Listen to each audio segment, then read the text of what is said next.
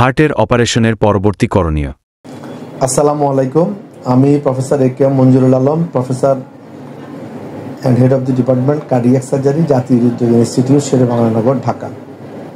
আজকে আমরা যে বিষয়ের উপর কথা বলবো সেটা হচ্ছে আমরা যে পেশেন্টের অপারেশন করি, অপারেশন পরবর্তী পেশেন্টের আসলে কী ফলো আপে থাকা দরকার। এটা অপারেশনের চাইতে অনেক ক্ষেত্রে গুরুত্বপূর্ণ ভূমিকা রাখে। সাধারণত আমরা বাইপাস অপারেশন করি, ভালভ সার্জারি করি এবং হার্টের জন্মগত ত্রুটির অপারেশন করি। বাইপাস সার্জারির যে পেশেন্টগুলোকে আমরা অপারেশন করি তাদের সবারই একটা মুখ্য এবং মূল ধারণা যে আমার হার্টে ব্লক ছিল, ডাক্তার সাহেব অপারেশন করে দিয়েছে, আমার অসুখ ভালো হয়ে গিয়েছে, আমি ওষুধ না খেলেও চলবে। এটা আসলে এই ধারণা থেকে আমাদেরকে একটু বেরিয়ে আসতে হবে। এই ভিডিওর মাধ্যমে আমরা এই মেসেজ আমাদের পেশেন্টদেরকে দিতে চাই, বাইপাস সার্জারি করেন বা হার্টের রিং লাগান না কেন, আপনাকে ওষুধ খেয়ে যেতেই হবে। বাইপাস সার্জারি বা রিং লাগানো এটা একটা চিকিৎসা পদ্ধতি মাত্র। হার্টের রক্ত চলাচল বন্ধ হয়ে গেলে কার্ডিওলজিস্ট হার্টে রিং লাগিয়ে হার্টের রক্ত চলাচল পুনঃস্থাপন করেন। আবার কার্ডিয়াক সার্জন যে অপারেশন আমরা করি বা আমি নিজে করি, এর মানে হচ্ছে হার্টের রক্তনালী শতভাগ বন্ধ বা লেফট মেইন ব্লক। তার মানে এখানে নতুন রক্তনালী জোড়া দিয়ে আমরা হার্টের রক্ত চলাচল পুনঃস্থাপন করি। সেই যোগাযোগটাকে যদি আমরা সবসময় রক্ষা করতে চাই তাহলে আমাদেরকে কিছু ওষুধ খেতেই হবে। যেমন এর ভিতরে 1 নম্বর ওষুধ যেটা রক্ত পাতলা রাখার জন্য অ্যান্টিপ্লেটেলেট ওষুধ খেতে হয়, যেটাকে আমরা ক্লপিড বলি। আর নাম্বার 2 হচ্ছে আমাদের স্ট্যাটিন জাতীয় ওষুধ খেতে হয়, রক্তে যেন চর্বির পরিমাণ না বাড়ে, সে যেন কন্ট্রোল রাখতে হয়। আবার প্রেশারের জন্য একটা ওষুধ খেতে হয়, ডায়াবেটিস কন্ট্রোলের জন্য ওষুধ খেতে হয়, হার্টের রেট কন্ট্রোলের জন্য ওষুধ খেতে হয়।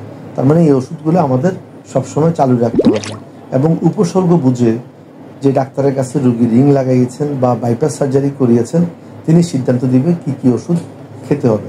অর্থাৎ ওষুধ বন্ধ করা যাবে না এবং নিয়মিত ডাক্তার সাহেবের সাথে, সেই বিশেষজ্ঞ ডাক্তারের সাথে ফলো আপে থাকতে হবে। ফলো আপটা খুবই জরুরি। তা না হলে দেখা গেল 6 মাস, 1 বছর বা 2 বছর পরে রুগী আবার বুকের ব্যথা নিয়ে আসে। আবার আমরা একটা চেক অ্যানজিওগ্রাম করে দেখি যে রক্তনালী যেটা বাইপাস করা হয়েছে বা রিং লাগানো হয়েছে সেগুলো অনেক ক্ষেত্রে বন্ধ হয়ে যায়। তাই আমাদেরকে এই ধারণা থেকে বেরিয়ে আসতে হবে যে রক্তনালীতে রিং বা বাইপাস যাই করি না কেন আমাদেরকে নিয়মিত ওষুধ খেতে হবে, ডাক্তারের শরণাপন্ন হতে হবে, ফলো আপে থাকতে হবে এবং 3 মাস পর পর cholesterol, ECG, echo, lipid profile এগুলা করে আমাদেরকে ডাক্তারের ফলো আপে থাকাটা খুবই জরুরি। যদি আমরা এটা মেনটেন করতে পারি, দেখা গেল যে কোনো পেশেন্টের 10 বছর, 15 বছর, 20 বছর পর্যন্ত ভালো থাকে, ইভেন কি 25 ইয়ার্স পর্যন্ত ভালো আছে, সেই রুগীও আমরা পেয়েছি শুধু রেগুলার ফলো আপের কারণে। উচ্চ রক্তচাপ নিয়ন্ত্রণ করা, ডায়াবেটিস কন্ট্রোল করা, রক্তে কোলেস্টেরলের পরিমাণ বা চর্বির পরিমাণ মেনটেন করা, সবচেয়ে বড় কথা হচ্ছে ব্লাড প্রেশার কন্ট্রোল করা। এই কতগুলো উপসর্গ যদি আমরা রক্ষা করতে পারি বা মেনটেন করতে পারি ওষুধের মাধ্যমে, বাইপাস অপারেশন বা রিংয়ের পরেও রুগীরা বেশ ভালো থাকে। এ তো গেল বাইপাস সার্জারির কথা। আছে ভালভ সার্জারির কথা। সাধারণত আমাদের দেশে গরিব এবং নিম্নবিত্ত লোকজনেরই ম্যাক্সিমাম ক্ষেত্রে হার্টের ভালভ সার্জারি লাগে, কারণ রিউমেটিক হার্ট ডিজিজ থেকে, রিউমেটিক আর্থ্রাইটিস থেকে আমাদের রিউমেটিক ভালভুলার ডিজিজ তৈরি হয়। এই ভালভ লাগানোর ক্ষেত্রে অনেক ক্ষেত্রে দেখা যায় যে ভালভ লাগিয়ে চলে গেল। বিশেষ করে সরকারি হসপিটালে সরকার বিনামূল্যে ভালভ প্রতিস্থাপনের সুযোগ দেয়, বিনামূল্যে অক্সিজেনেটরের সুযোগ দেয়। আমরাও প্রায় বিনামূল্যে হার্টের ভালভ লাগিয়ে দিই। কিন্তু ভালভ লাগানোর পরে যে পেশেন্টকে আমরা ট্যাবলেট ওয়ারিং খেতে বলি, বিশেষ করে মেকানিক্যাল ভালভের ক্ষেত্রে, সেই পেশেন্ট আর আমাদের কাছে ফলো আপে খুব একটা আসে না। এতে করে দেখা যায় অনেক দিন পিটিআইএনআর বা ভালভের জন্য যে ওষুধ ওয়ারিং খেতে বলি সেই ওষুধ না খাওয়ার কারণে ভালভ বন্ধ হয়ে যায়, স্টাক হয়ে যায়। সেক্ষেত্রে রুগী 1 বছর, 2 বছর পর আবার আসে, আবার আমরা ইকো করে দেখি যে তাকে যে ভালভ লাগানো হয়েছে সেই ভালভটা বন্ধ হয়ে গেছে। পরবর্তীতে পেশেন্টের কাছ থেকে আমরা হিস্ট্রি জেনে দেখি যে রুগী বলল যে স্যার আমি তো গত কয়েক মাস থেকে ওষুধ খাচ্ছি না, কারণ আমার একটা ধারণা ছিল ভালভ তো লাগিয়েছে, আমি তো সুস্থ হয়ে গেছে। এই যে একটা ভ্রান্ত ধারণা নিয়ে রুগীরা মিসলিডেড হয়, সেখান থেকে বেরিয়ে আসতে হবে। অর্থাৎ আপনি যে ভালভ লাগান না কেন, টিস্যু ভালভ, মেকানিক্যাল ভালভ, আপনাকে রেগুলার ফলো আপে ওই ডাক্তারের কাছে যেতে হবে যে ডাক্তার সাহেব আপনার এই ভালভ পরিবর্তন করেছে বা বিশেষজ্ঞ ডাক্তারের শরণাপন্ন হতে হবে। তাতে করে আমাদের মৃত্যু ঝুঁকি কম থাকে, ব্রেন স্ট্রোক বা প্যারালাইসিস হওয়ার সম্ভাবনা কম থাকে। ভাল্ব রীতিমতো চললে ব্রেন স্ট্রোকের চান্স থাকে না। যদি ভাল্ব আটকিয়ে যায় সেক্ষেত্রে আমাদের সিভিটি ডেভেলপ করতে পারে, সেরিব্রোভাস্কুলার ডিজিজ, ব্রেন স্ট্রোক হতে পারে, রক্তক্ষরণ হতে পারে এবং মৃত্যু আশঙ্কাও বেড়ে যেতে পারে।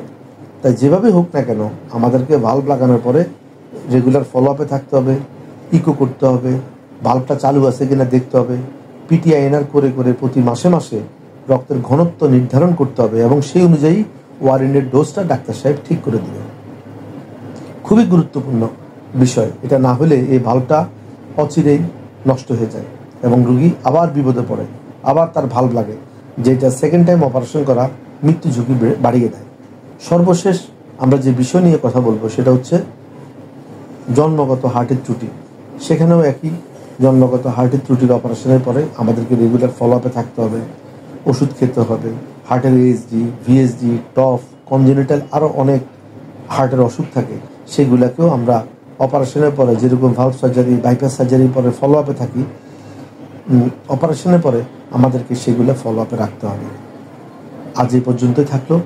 যে কোনো প্রয়োজনে আমাদের সাথে যোগাযোগ করবেন। আমাদের পেজে এবং ইউটিউবে আমাদেরকে পাবেন। যে কোনো প্রয়োজনে আপনাদের পাশে আমরা থাকব এবং আছি। আজ এই পর্যন্তই। ধন্যবাদ সবাইকে। ভালো থাকুন, সুস্থ থাকুন। আসসালামু আলাইকুম।